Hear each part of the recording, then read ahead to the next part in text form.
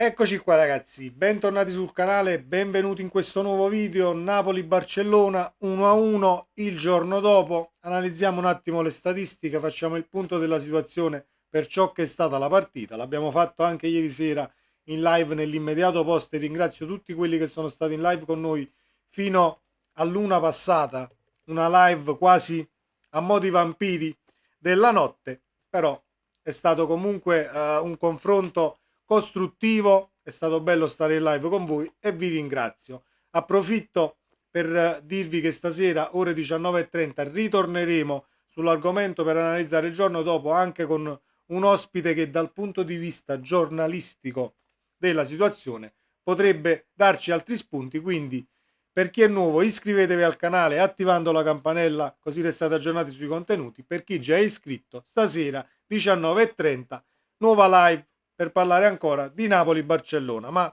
analizziamo le statistiche, lo facciamo in un video perché molte volte il contenuto live diventa poco fruibile per altri utenti, quindi cerco di sdoppiare un attimo i caricamenti per avere diciamo una visione totale e offrire una visione totale a chi piacciono i video un po' più corti, chi segue le live. Quindi cerchiamo di accontentare un po' tutti. Fatemi sapere la vostra qui sotto nei commenti come vi è parsa la partita, se il Napoli ha possibilità di passare il turno oppure avete visto un fuoco di paglia. Partiamo con le statistiche. Eccole qui. 0,95 di XG contro 0,74 del Barcellona, l'XG più basso mai registrato quest'anno dalla squadra di Xavi, merito del Napoli. Merito del Napoli perché sono arrivati sì sotto porta, abbiamo rischiato sì di capitolare un tantino grazie a Meret che comunque si è fatto trovare pronto e ci ha tenuti in partita, però a livello di pericolosità poco e niente, meglio noi. 45% di possesso contro il 55% di possesso del Barcellona, 6 tiri e 1 nello specchio per noi, 12 tiri, 6 nello specchio per il Barça. Cinici è dire poco, perché un tiro nello specchio l'abbiamo buttata dentro, va bene così. Sono anche queste le situazioni che devono cominciare a girare, perché da inizio campionato, al di là dei cambi allenatori, chi è stato sulla panchina del Napoli, come sono andate le partite, ci sono determinate situazioni o alcune situazioni dove non ti è girato molto bene e anche questo fa parte del gioco e va incluso in un pacchetto stagionale dove eh, determinate cose vanno ad influire sull'andamento. Detto questo, passiamo direttamente ai passaggi effettuati. Cartellini 3 al Barça e 0 per il Napoli, squadra super corretta ieri, un arbitraggio sul quale non abbiamo niente da ridire a parte un fallo di mano al limite dell'area, forse quel pallone su Olivera dove il Barcellona ha recriminato qualcosina. Sul gol io l'ho rivisto perché i giornali spagnoli hanno alzato la polemica dicendo che poi il gol di Osimhen era fallo, c'era la carica sul difensore, eccetera, eccetera. Io l'ho rivisto appunto per avere una visione più completa. Per me non c'è niente, gol valido 1-1 e portiamo questo pareggio, almeno portiamo la qualificazione alla partita di ritorno. 400 passaggi totali, 3,97 completati, più o meno di media di precisione di passaggi, siamo sempre lì. Il Napoli è sempre una squadra precisa, così come lo è stato il Barcellona. 117 attacchi, 53 attacchi pericolosi per il Napoli, 115 km percorsi. Ed è un dato da non sottovalutare, non perché è arrivato Sinatti e solo con la sua aurea il Napoli correrà di più, starà molto meglio fisicamente, assolutamente no. I 115 km percorsi che sono maggiori alle ultime uscite del Napoli sono dovuti a chi è subentrato dalla panchina, perché nel secondo tempo il Napoli si è messo in riga ed ha giocato anche una discreta ripresa, diciamo la verità.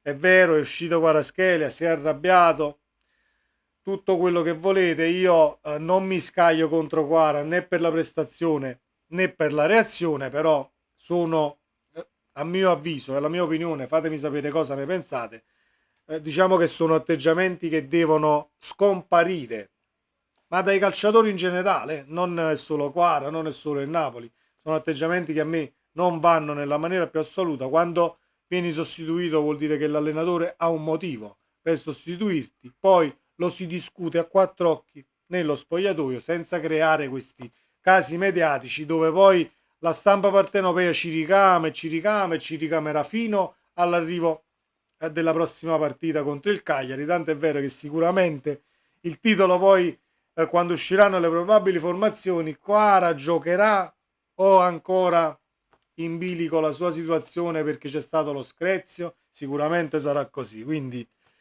non diamo adito alla stampa di poterci ricamare perché fa solo male alla squadra, al rendimento indirettamente e anche appunto ai calciatori stessi.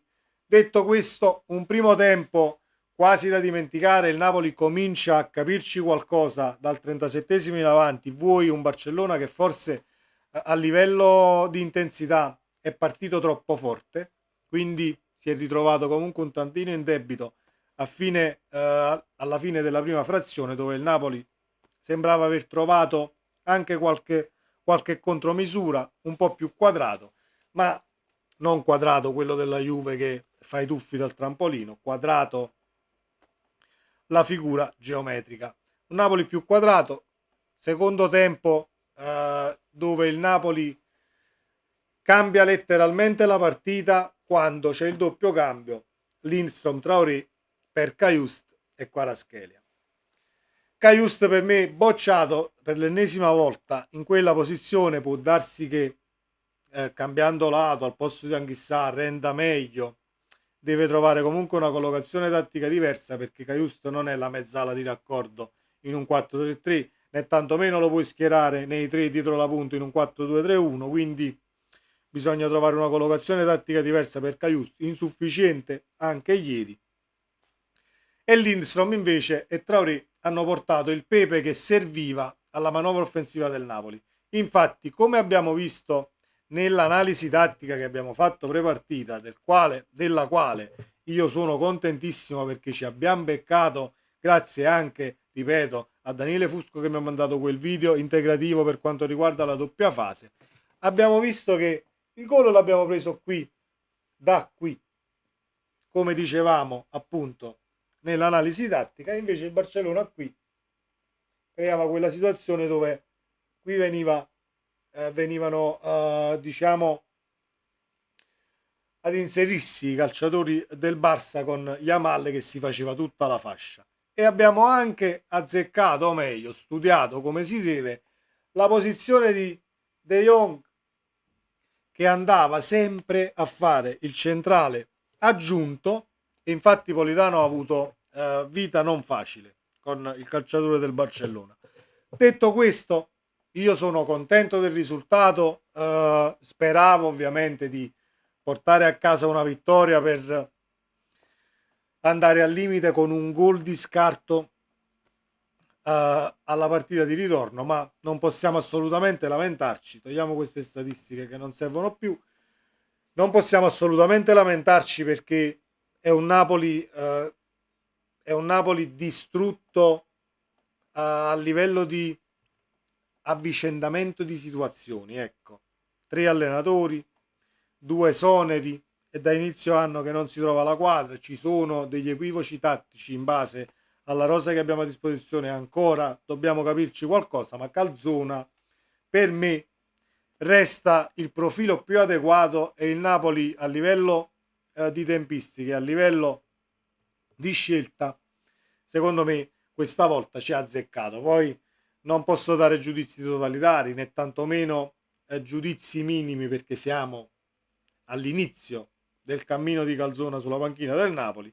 Come ho detto ieri in live, mi auguro che il Napoli si rimetta in riga, che Calzona trovi la quadra e che al limite sia anche l'allenatore del futuro. Si sta speculando dappertutto dicendo che poi Calzone è arrivato per spianare la strada a Maurizio Sarri. Non lo sappiamo, lo scopriremo solo vivendo. Dovesse venire Sarri, certamente non mi strappo i capelli che non ho, assolutamente no.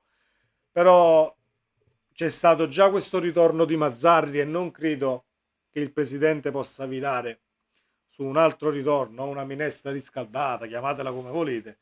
Poi vedremo la società in che direzione andranno, in quale direzione andranno le scelte poi, il presidente, un DS che deve arrivare, Meluso che non si sa se resta o se possa avere un ruolo diverso dal direttore sportivo prendendone un altro. Sono tutte cose che vedremo quando accadranno e sarò qui a commentarle con voi e a discutere nella sezione commenti qui sotto, che come sapete è una sezione che io amo dal punto di vista del confronto, perché posso vantare di tantissima competenza nella mia community. Detto questo, live stasera ore 19:30, non dimenticatevi, c'è già la live settata sul canale, basta salvare il link, un like preventivo che non fa mai male e ci vediamo più tardi. Ciao!